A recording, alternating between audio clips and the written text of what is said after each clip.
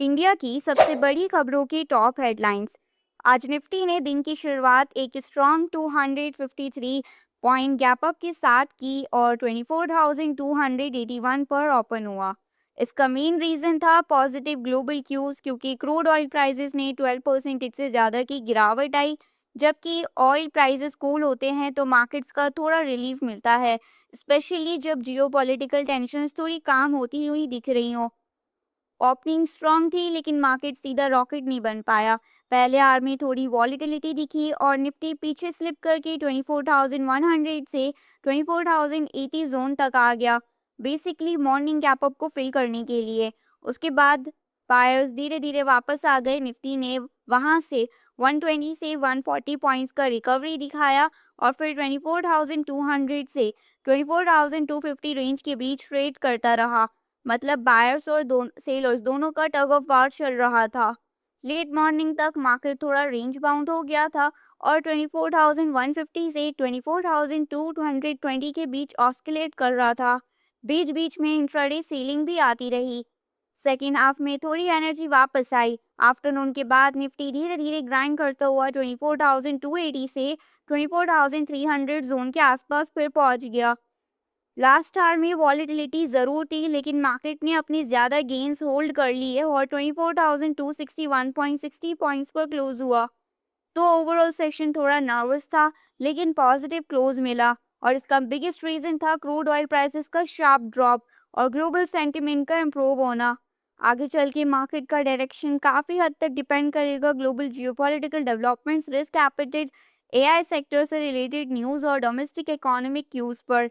India में क्या हो रहा है? इंडिया साइड पर काफ़ी डेवलपमेंट्स दिखी।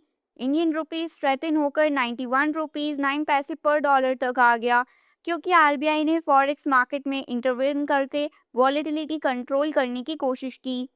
और इंडिया के 10 ईयर गवर्नमेंट बॉन्ड यील्ड लगभग 6.68% तक ईज हुआ, मेनली क्रूड प्राइसेस के गिरने की वजह से।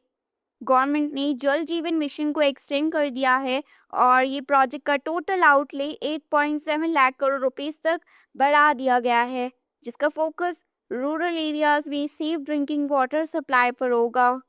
इंडिया ने एफडीआई नॉर्म्स थोड़े ईज किए हैं उन कंट्रीज के लिए जो इंडिया के साथ बॉर्डर शेयर करती हैं, जिसमें चाइना भी इंक्लूडेड है। रियल एस्टेट सेक्टर में कंट्री ग्रुप नोएडा में 1,200 करोड़ रुपीस का लग्जरी हाउसिंग प्रोजेक्ट डेवलप करने का प्लान कर रही है, जो एनसीआर में प्रीमियम हाउसिंग डिमांड को शो करता है। और अगर कॉर्पोरेट साइड पर बात करें तो कॉर्पोरेट साइड पर भी काफ़ी एक्शन थे। हैप्पीएस्ट माइंड्स टेक्नोलॉजीज के शेयर्स लगभग 17% जंप कर गए आफ्टर कंपनी ने अपनी रेवेन्यू ग्रोथ गाइडेंस 12.5% तक इंक्रीज की, एआई फर्स्ट स्ट्रैटेजी के स्ट्रॉन्ग ट्रैक्शन की वजह से।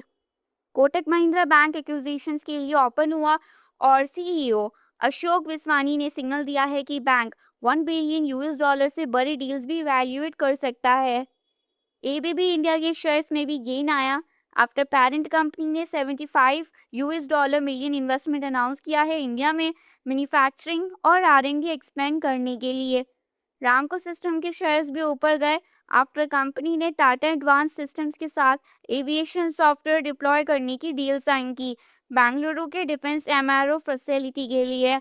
गवर्नमेंट ने एसेंशियल कमोडिटी एक्ट 1955 इवैक्यूएट किया और एलपीजी सप्लाई को रेगुलेट करने के लिए, क्योंकि होटल एसोसिएशंस ने सप्लाई इश्यूज रेज किए हैं। और एनर्जी साइड पर एक्सपेक्टेशंस हैं कि इंडिया समर में coal based power generation increase करेगा, क्योंकि एलएनजी सप्लाईज टाइट हो गई हैं due to global shipping disruptions. Global markets में क्या चल रहा है?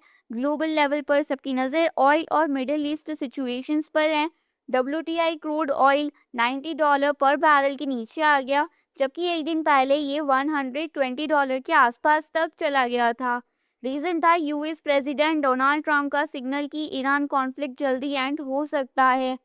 गोल्ड प्राइसेस भी रिबाउंड हुए और लगभग 5,180 पर आउंस के आसपास ट्रेड कर रहे हैं, क्योंकि यूएस डॉलर थोड़ा वीक हुआ।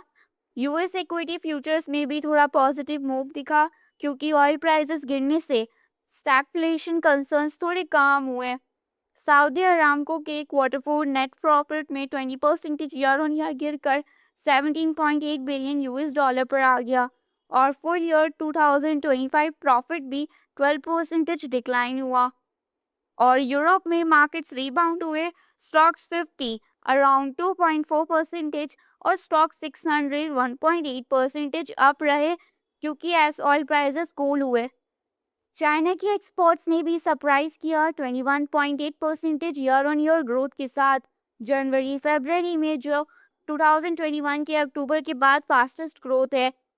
जर्मनी साइड पर थोड़ा नेगेटिव डेटा आया जहां एक्सपोर्ट्स 2.3% मंथ ऑन मंथ गिर गए। और ऑटो सेक्टर्स में वोल्क्सवैगन की प्रॉफिट लगभग हाफ हो गया, mainly US tariffs, rising cost और चाइना में इंटेंस कॉम्पिटिशन्स की वजह से। ये वीडियो सिर्फ एजुकेशनल पर्पस के लिए है, स्टॉक रिकमेंडेशन या बैंक एडवाइस नहीं है। कोई भी इन्वेस्टमेंट डिसीजन लेने से पहले एक सर्टिफाइड फाइनेंशियल एडवाइजर से कंसल्ट करें। और अगर आपको वीडियो हेल्पफुल लगा तो लाइक करें, शेयर करें और चैनल को सब्सक्राइब करें। Thanks for watching.